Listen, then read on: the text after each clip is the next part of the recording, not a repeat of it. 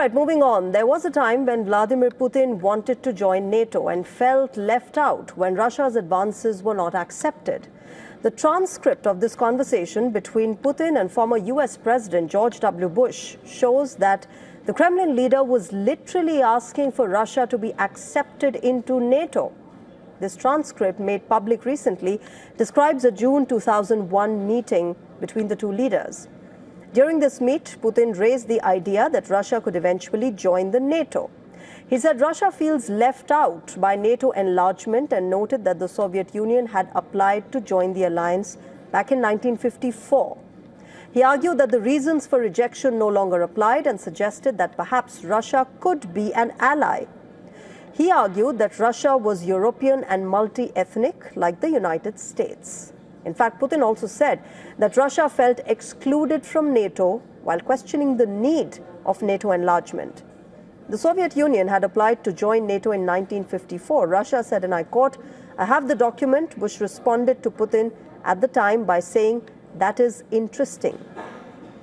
Now, Russia expressed interest in joining NATO on multiple occasions, most notably, as we told you, in 1954, as the Soviet Union, and then several times during the 1990s and early 2000s under Boris Yeltsin and Vladimir Putin, but without success.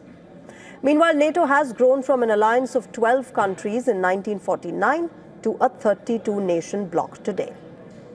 In another conversation, this time in 2008, Vladimir Putin had warned Bush against Ukraine joining NATO. He said bringing Ukraine into NATO would guarantee long-term confrontation with Russia. He called Ukraine an artificially created state and claimed that a significant number of its residents were against joining the alliance. The declassified transcripts also show Putin's blunt assessment on Iran's nuclear ambitions. He accepted that there is no doubt that Iran wants a nuclear weapon and added that Tehran should not enrich uranium if fuel is supplied. Putin assured Bush and Rice that Russia will help restrict missile technology to Iran. And Bush had praised Russia's leverage, saying that Putin took the lead on Iran and he followed it through.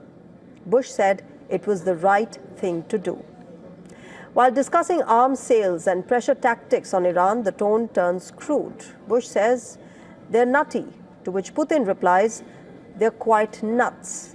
He also added, "They may be crazy in their ideology, but they're intellectuals. They are not primitive people."